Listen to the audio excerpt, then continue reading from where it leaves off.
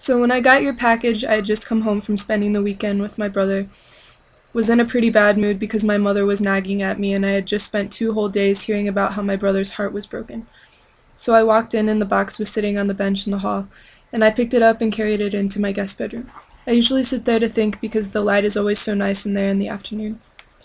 I opened it up and set everything around me on the bed, covering myself in the wool blanket. And I picked up this little black book and hugged it to me, because I knew it contained yet another lovely letter from my dearest. I hadn't even opened it and read the words, and I was already beaming, so you can imagine what I felt like when I actually read them. And I'll admit, you hit my soft spot when you said the part about dodging every hurdle in the world simply by having the will to do it. It was like in that one sentence you reduced these 3,000 miles separating us to nothing. You know that feeling you get when you look up at the millions of stars? How you feel so big and small all at once, and anything in that instant is possible? Or at least that's how it is for me. Well, it was one of those moments, like anything is possible. I've sat outside and watched the stars until I could have sworn they were winking at me, and several times I've fallen asleep out there under the sky. The weight of the universe, of nature, of the unknown against me, and yet it always feels like a feather compared to the weight of the world, of society, of the day-to-day expectations we are forced to live up to. And in these moments of dissociation from the weight of all this shit in which we are living, it is in these moments potential manifests itself. And the potential of true love, of happily ever after, is tangible, is real.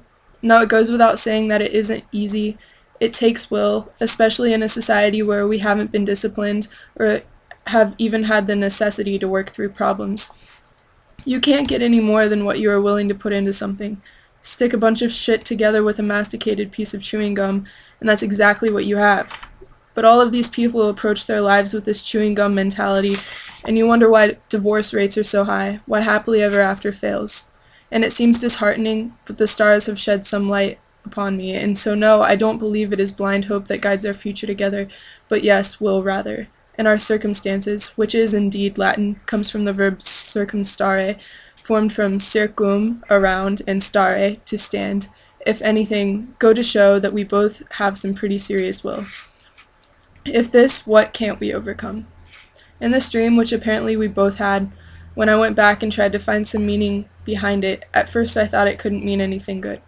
But when I really think about it, I think it was just a mutual manifestation of our frustration of not being able to physically be with each other. I mean, we are so close otherwise that we might as well be in the same house. There are so many thoughts and feelings that contribute to a dream, and I think the fact that we both had freakishly similar dreams about each other means our thoughts and feelings regarding each other are mutual. Or, it could just be a coincidence and mean nothing. And that dream I had about you being an old man living in a cemetery could mean nothing too. And yet, I look at that silly little dream and where it has taken us now, and I can't help but find a meaning, a purpose for it, in the ambiguosity of dreamland. And by the way, you've totally helped me to find confidence in my words, because this letter has been so easy for me to write. I've never felt this comfortable speaking my mind with anyone. Well, Dream Boy, I've written plenty for you to respond to, no? So that's it for now. And yes, your little formula works both ways. But really, cum amore, Meredith. P.S. Throwing something out of a window is called defenestration. P.P.S.